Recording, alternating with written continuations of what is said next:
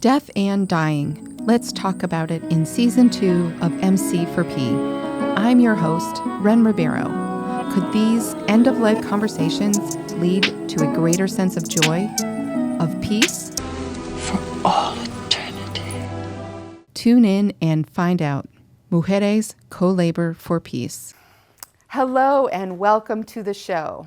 I am Wren Ribeiro, your host of Mujéres Co-Labor for Peace, and I wish you complete wellness and lasting peace. Today's guest is Deborah Ekstrom. She is a death doula and retired after many years of providing social services as the president of Community Healthlink. We are going to hear about how she prepares people who are approaching their end of life, body, mind, and spirit, to reduce their existential fear. There are many peaceful dying insights for you in this episode, Season 2 of Mujéres Co-Labor for Peace. Well, Deborah, the way you invited me over for tea to have a conversation about peaceful dying, it was just like,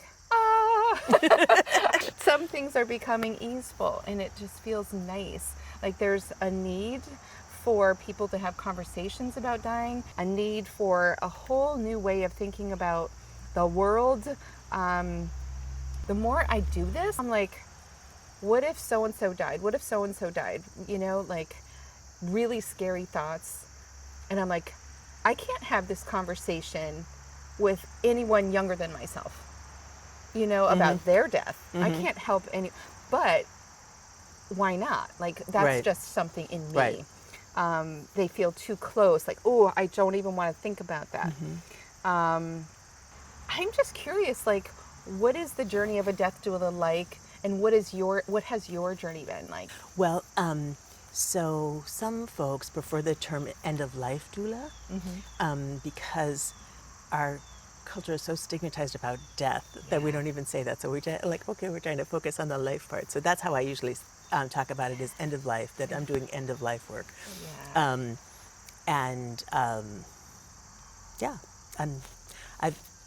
I've lived in lots of different places in the country and settled back here in the Valley because it's the home of my heart. And nice. I love how you said that, the home of my heart. It is. I didn't grow up here, but it has been a good and formative place for me. So the other thing, just to give you like a context for me, is I spent my whole career in public sector mental health and substance abuse treatment. Okay. And serving people who were homeless. Thank you for that service. So that I started in that work really motivated by social justice before I even knew that term. Nice. And then when I heard it, I'm like, oh yeah, okay, That's what we're doing. Because there was no other label for it. And for me, the work with people who are dying has always just been, it's been a volunteer sort of avocation that was coming alongside of that. And I see the opportunity to sort of merge these things because there is so much distress and anxiety and fear in our culture around dying that it's like, okay, how do we ease people's journeys? So I love your title, Peaceful Death, because Peaceful Dying, yes, because that's what it is. That's the name of this season, but the whole podcast is called Mujéres Co-Labor for Peace. And you are exactly that. You were laboring for peace, collaborating, so I call it co-labor, for peace as a social justice worker in spaces that are very, very emotionally draining and important. And I think they're so emotionally draining because they're devalued and they're systemically devalued. So they get increasingly draining and hard, which is why the burnout. It's not because of any person's failure as a human to keep up or do whatever. It's bigger. It's funny, Wren, because when I went into this work and sort of, was doing nonprofit work, I expected to get patted on the back. And instead I had people shrieking at me all the time because they didn't want our clients in their space. They just had no, and so there was a lot of really angry, sometimes death threats, angry, opposition to the work. It was very, very odd. That's why I got a scary dog. Oh, So I mean, you just hit it just exactly right, because it's like you can feel all righteous, but you don't get treated that way in doing this work. It's just very interesting. Oh, it's so sad. It's so sad. And the higher up the political chain, I never wanted to get into politics, but at a certain point you kind of have to. It's all if political, you're going to, because your representation, your representatives elected and paid well to serve you are not doing that. And I have a lot of compassion for elected officials because of the amount of, they're being bombarded from so many directions. The system is just like not elegantly designed. Well, that's gently stated, yes. It's inelegant. And I'll say, without a doubt in my mind anyway, that it's because women were not at the table when all of this was formed. Robert's Rule of Order, there is a Roberta's Rule of Order, by the way. Oh, I would love to see it. Yeah, okay. I reached out to the woman who wrote it. Oh, wow. And she was just super sweet. But I do want to do this heart check-in with you, because you just mentioned that this area, Western Massachusetts, is your heart, the home of your my heart. Yep.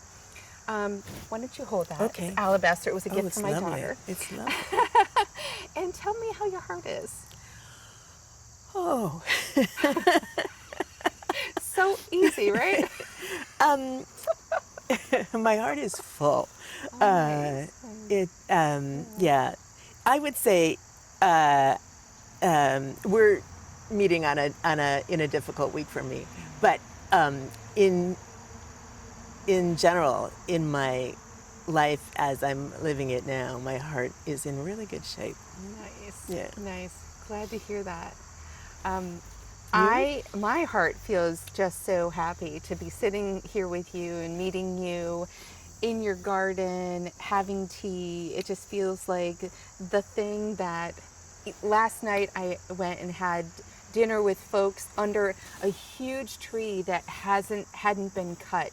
All the branches came out and just hugged us. Yeah. It was so sweet. So being outside is just a balm for the heart, regardless. Absolutely. And if I actually check in with this organ here, it just feels really vibrant. And that's the name of the tea you gave me. So yeah, thank you. Poetic license. Thank you for checking in your heart with me on that. So Deborah, you are a doula. How long have you been doing that, and what is it like? Well, I've been doing volunteer work in hospice on and off for 30 years maybe. Okay. Mostly off, frankly, but just sort of intermittently as the rest of my life allowed. And it came about because I had a close friend who was dying, and I spent a lot of time with her, and she was very afraid. We were in our 40s, and she had 2 little kids. It was just a very scary experience for her, and I found that I could be calm in that death was not scary to me. It was sad, but it wasn't scary, and so that I was able to accompany her. And I was after it, in the middle of all the grief, I was like, you know what, I think if you can do this, you must. Oh, nice. And so that was sort of the start of my journey. And so for me, it's I was formally trained as a doula during the pandemic. But all the work has been to just be present for folks, to meet their practical needs, their emotional needs, and their spiritual needs. That's sort of what we're aiming to do as doulas. And to just sort of, I personally believe there's good stuff on the other side. Yeah. And so I'm wanting to help people be peaceful getting there, because all that anxiety doesn't serve anyone well. Right, and I am with you in that. I don't, I think it comes from years of spiritual practice, of experimenting, doing things like breath work, doing ecstatic dancing, whatever it is, like getting to a space where, I've done ayahuasca. Have you ever done that? No. Oh my gosh. So I hear nowadays that you got to be really careful.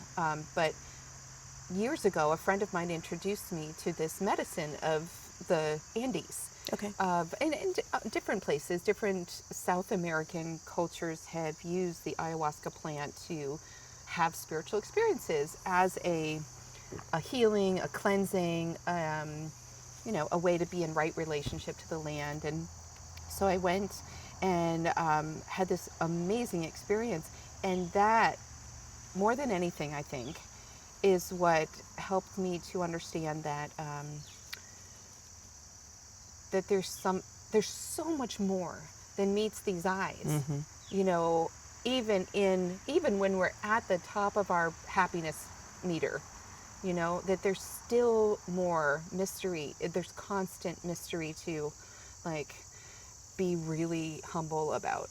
And it was very humbling and very beautiful, and it just I guess it infused my whole being with peace. Wow. Yeah, in a way that wasn't in concert with anything else in my waking reality. Get that. I get that. And I have to say, both my parents actually did not have a peaceful death. They did not. They both died in the hospital on comfort measures. Yeah. And I just think that if we had the conversation that I tried to have with both of them, actually, and the culture was just enough different for them to be able to embrace the idea of facing that inevitability, right, then things could have been better. And that what you were talking about, that journey to that beauty, whatever that may be for each person, to that light, to that, mystery, could have just been easier. I mean, I have been with people who had loved ones around them and who felt supported and who,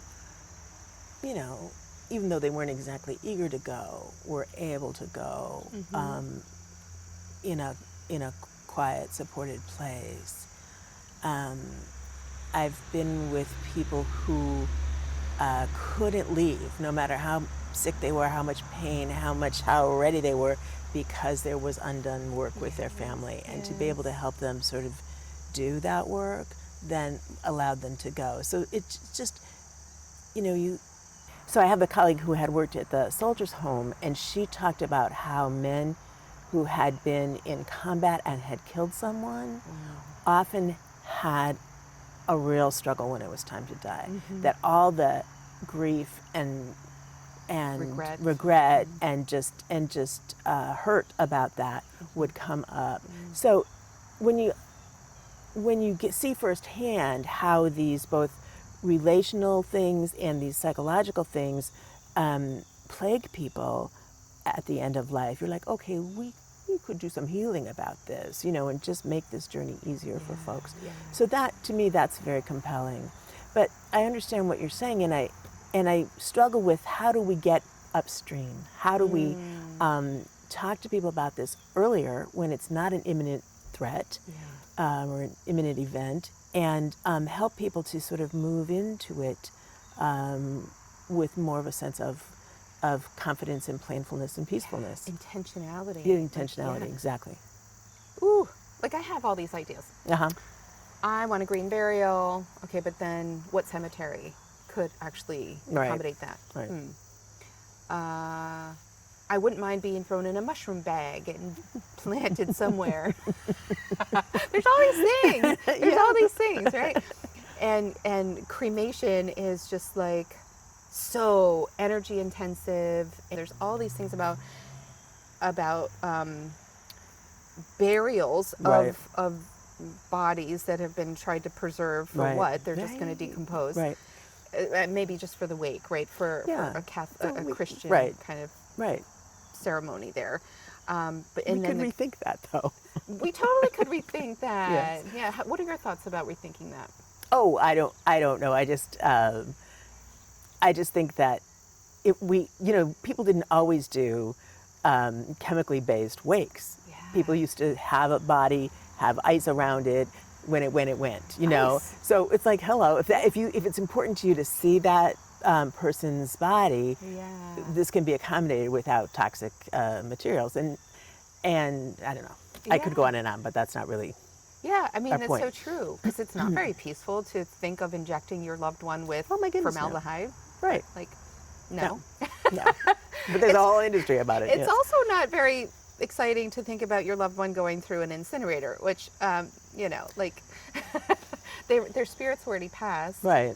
And some people, like, make them into things, you know. Some people think that's morbid. Some people think that's a way of, like, Carrying them with you. carrying them with you. Yeah. Well, there's lots of It's different a whole- cultural ideas about it too. Yeah, Yeah, different it's I've so learned. personal. And Yeah. thinking about it, right? Like, just take the moment. Do you want to be, you know, created into something? Or do you want to be spread your ashes somewhere? Do you want to be buried, and why? Is it just because you think that that's what you should do? I don't know. It's a tradition. I like the idea of having a gravestone.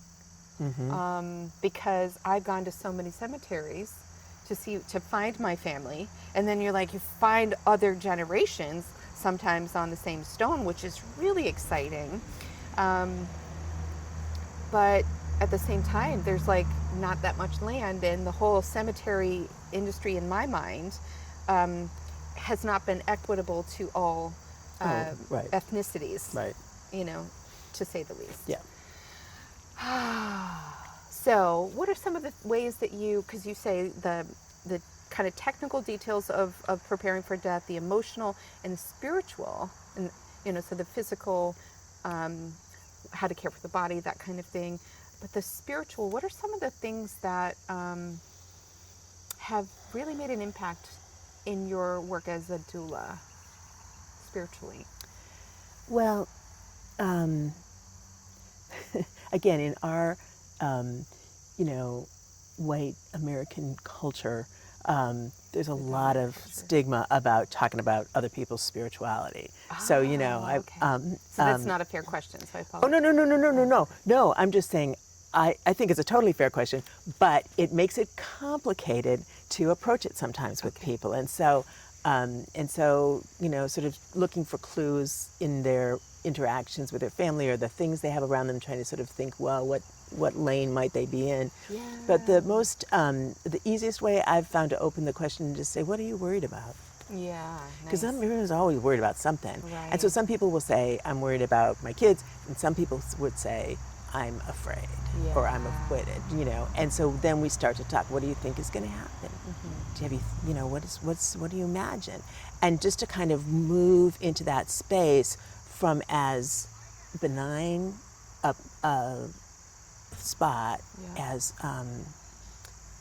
possible. And using that process, you know, I had a woman who said, I really am looking forward to seeing my husband. She was a young woman. I had no idea she had been married or that she had a husband who had passed. And so this just opens this whole new conversation about that. Yeah.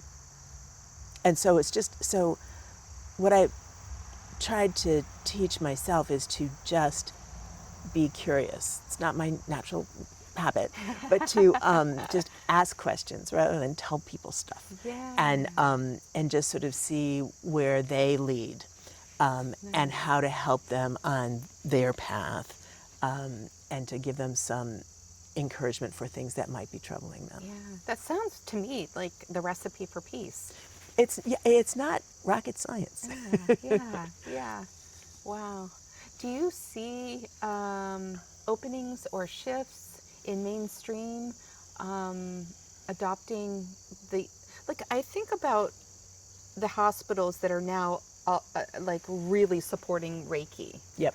That took a lot of years. Yep.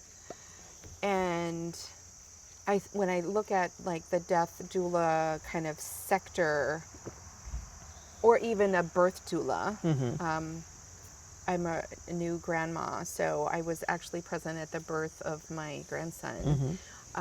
We really considered having a doula, but then you've got a midwife who's medically trained. Right. But where are the openings, like big openings for a wide adoption of this practice? I don't know. You know, so as I said, I did a whole career in healthcare, and it's run by reimbursement.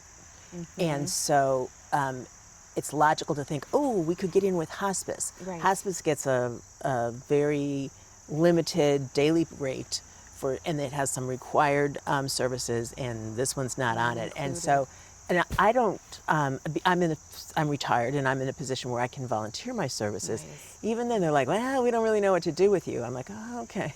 Yeah. So I think it's challenging because it's hard to explain to people what the value is. You know, I hope when people experience, they go, "Oh, this is good." Yeah. But It's hard to but it's hard to sell that to an insurance company. For a while, I was involved with a local group who were creating a hospice house, and we didn't call it hospice, but an end-of-life house. And so we had volunteers, you know, who would come in and visit people and sit with people, and that's where I first sort of learned about the doula work, and I did get formally trained, though not certified as a doula. And I wish, I mean, that is sort of my fantasy, is like, could we just get enough money to start a bunch of those? Because people are desperate not to die in a hospital, not to die in a nursing home, but a lot of people aren't able to stay home because they don't have the family support. You know, it's because a lot of people need 24-hour care when they're in their last weeks. So to be able to have a place like that that's not medical, you know, the hospice people come in and out and take care of the medical needs, just there to provide, I used to call it family level care. Nice. You know, that's what we were doing. And the doula work is just an organic part of that. Yeah. So for a minute, I thought we had an insurance company that actually manages Medicaid insurance, Mass Health, here in Massachusetts. And I thought they were going to sign on with us, and then they had some budget crisis and went away. But that's my fantasy of how it could work, because I don't think there's ever going to be paid doula work at the expense of a hospital. I just don't see them doing that with all the other priorities they have. Yeah, yeah. I can see some of those priorities shifting, but it's not going to be in my lifetime, I think. You're right. Yeah, yeah. So how long did the house exist? And it was for a couple of years, and then it shut down during the pandemic, and now they're trying to reopen it, but I don't think it's been reopened yet. Oh, that pandemic. I know. It just ruined everything.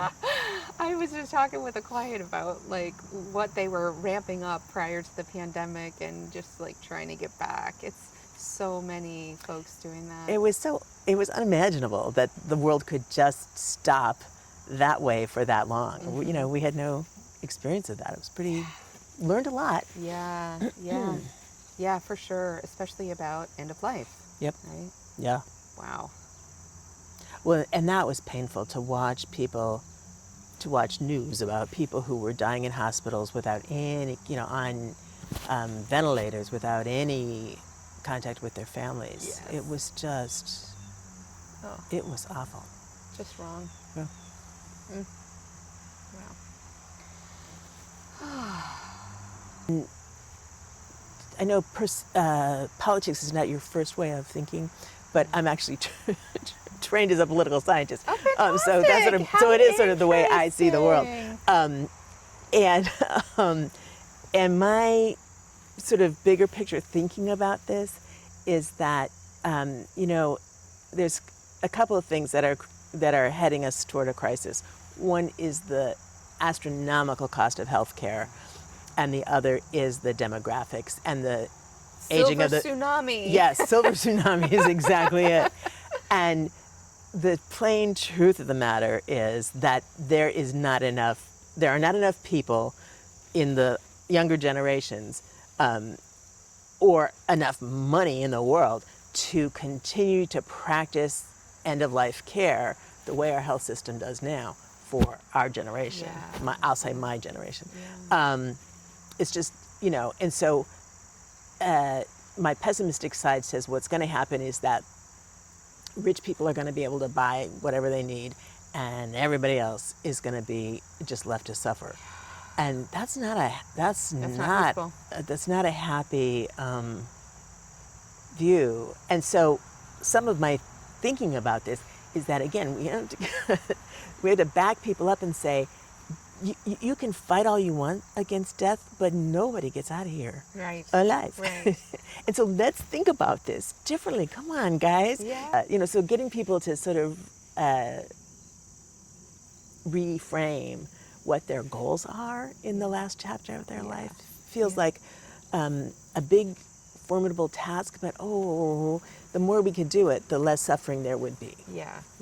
I was actually thinking about the work that you do with folks who are, like you said, really coming to terms with the regrets, whatever harms they may have caused. They're definitely acutely aware at the end of life. How do you role play, or how do you suss some of that out without family members?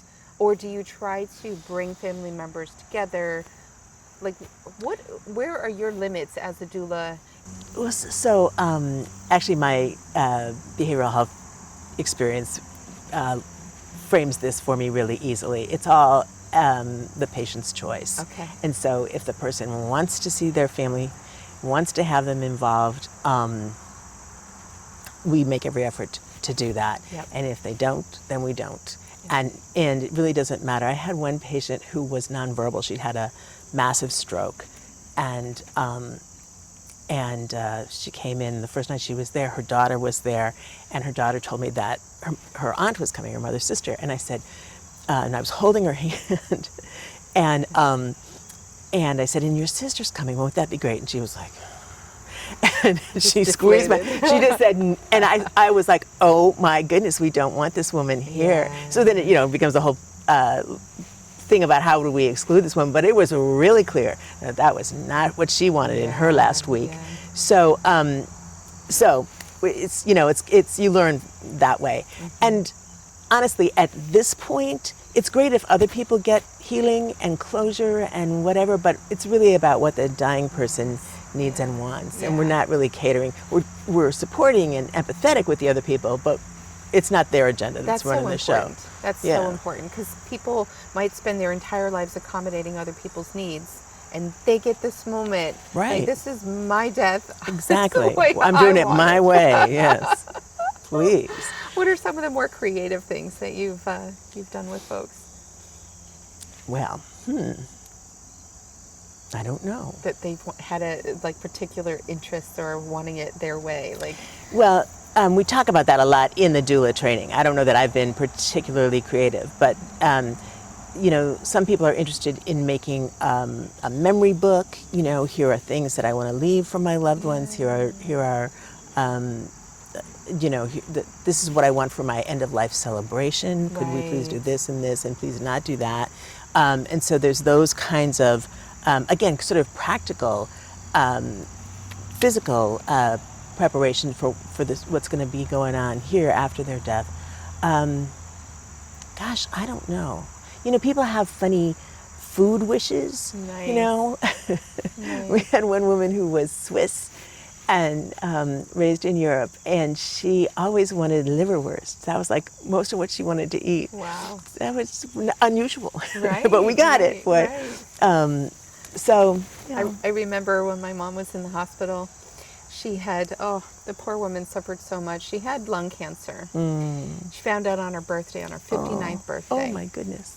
And for a few years, she was in and out of remission, removing the hair, wigs, the whole thing. And toward the end, even though she was still really such a fighter, it had metastasized to 20 tumors in her brain. Oh my goodness. And throughout her bones. Oh my goodness. So she had not waited for me to get her little bench to get out of my car.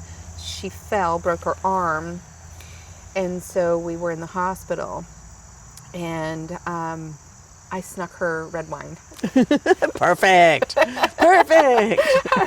I was like, I know that's, and maybe ice cream. I'm not sure if she ate the ice cream Sunday. She loved chocolate ice cream. My family story like that is when my first cousin, once removed, was dying. They just brought him out of a medically induced coma, and he said, "Let me die." And we're like, okay. So I get on the phone to his daughter. I'm like, I think you want to get down here. So she flies from Boston to Orlando. We're standing around his bed, and he's like, "Let me die. Bring me ice cream. Let me die. I want some ice cream." And he just kept going back and forth. And it's many years later, and we still joke about it. Let me die. Bring me ice cream. So people don't get more logical or nothing about their personality changes. They're just as dramatic or as flat as they ever were. Right, It's just the last of it. Wow. Oh, and that makes me think of my dad. So he had comfort measures. Maybe you've heard something like this, but I didn't know that the nursing home was strategically dehydrating him for months. No. They wanted his bed. Oh my And I God. said, no, I want him to stay there. Mm-hmm. So 5 months long, they strategically dehydrated him, and the ER nurse told me this. Oh my goodness. And I took too long to reach out to the district attorney to try to do something about it, because I was just not ready. You have 1 year. It's not long. Right. So, and they, Right. gave him bag after bag of IV and could not rehydrate him. So they put him on my goodness. comfort measures. Yep. And I got him a pint of Ben & Jerry's. Mm-hmm. And had this little foam thing that I was feeding him with that he would suck on it. And I'm thinking he's actually enjoying this ice cream. Come to find out, it's just a response, an automatic response that the mouth is going to do that. Right.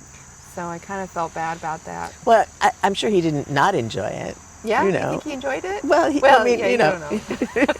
I'll just tell myself he didn't dislike it, is what I'm saying. That's true. That's true.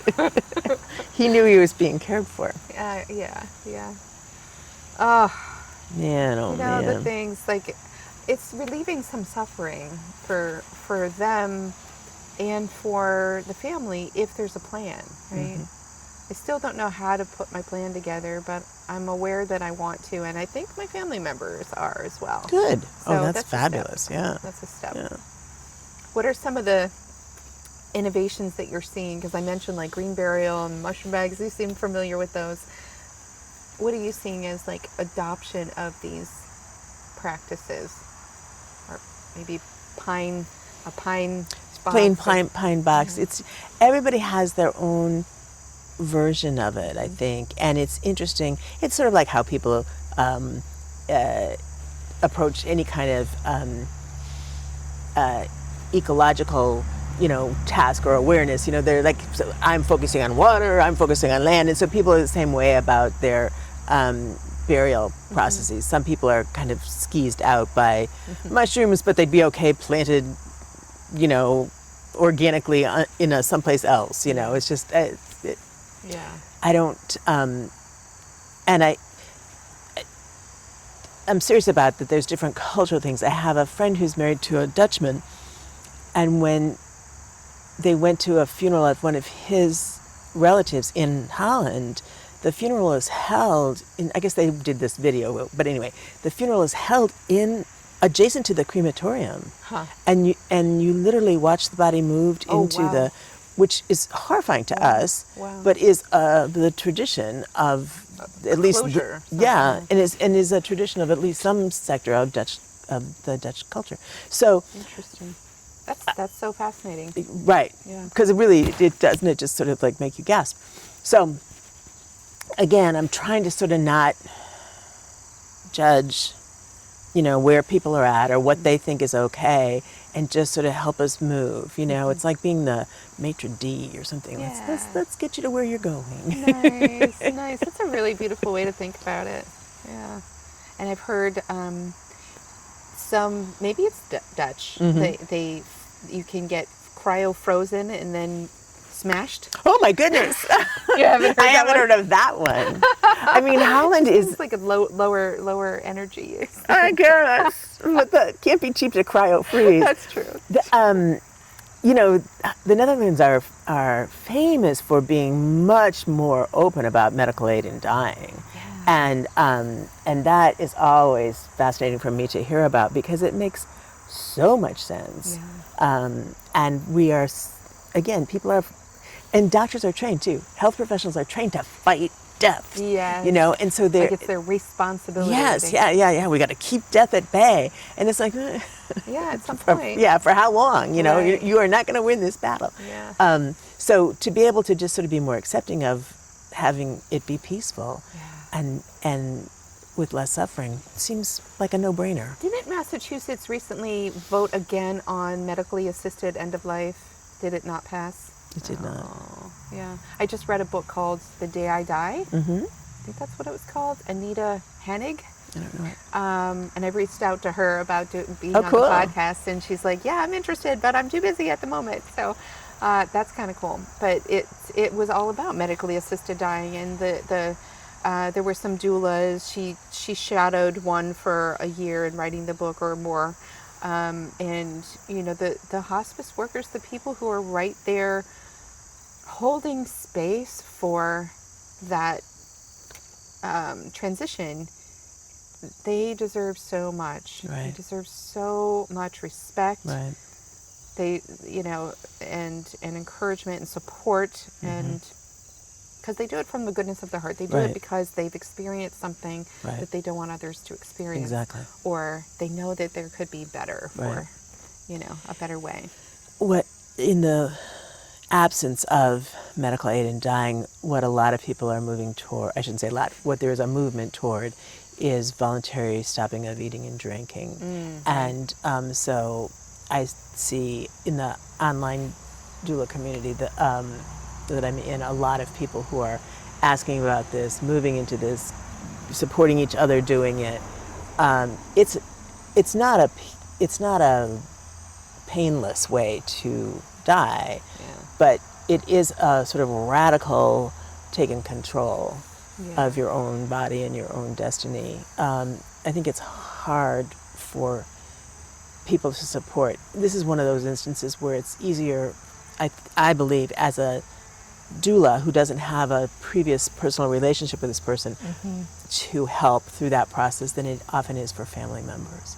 Mm-hmm. They're there, but they just can't be the one that's helping with every day. It's like 18 micro decisions all day long. Yes, yeah. And it's great that you say that, because the people who are caring think, mm-hmm. oh, yes, they can and they have to. It's got to be on them. They're the one that knows everything. And it's hard to know when you're being too subjective or not able to be objective about the needs of your loved one. You're like, oh, I know their needs better than anybody. And that may be true, but are you actually able to give them what their needs are? Because we don't want our loved ones to die. No. I mean, even if the relationships aren't great, and oftentimes they're not, we'd still never want our loved ones to suffer and be gone permanently. Right. It's a lot. It's a huge life event. Yep. Yeah. Well, thanks for your work. I'm really glad that you do that. Do you feel supported in community around? Absolutely. Yeah. Yeah. Nice. Yeah. I guess this is what I would say, Wren. It's a privilege to do this work. Mm-hmm. It's hard. It's emotionally hard. It can be physically draining. Yeah. But you're entering into this sacred space mm-hmm. with people, mm-hmm. and it's incredibly intimate work. Mm-hmm. And it just feels like a privilege every time. Nice. And then I come home and dig in the garden and get regrounded. Nice. That's beautiful. Do you have any particular ways of preparing yourself for your work? Well, also during the pandemic, I was trained as a Reiki practitioner, and so specifically so that I could do Reiki with people at the end of life, and so there's just a whole process of tuning in and being ready to, you have to let go of everything else that's going on in your own head. Yeah, yeah. Oh, that's wonderful. Thank you, Deborah Ekstrom, for joining Mujéres Co-Labor for Peace and all your work helping people die more peacefully. I am Wren Ribeiro, and I thank you for joining Mujéres Co-Labor for Peace.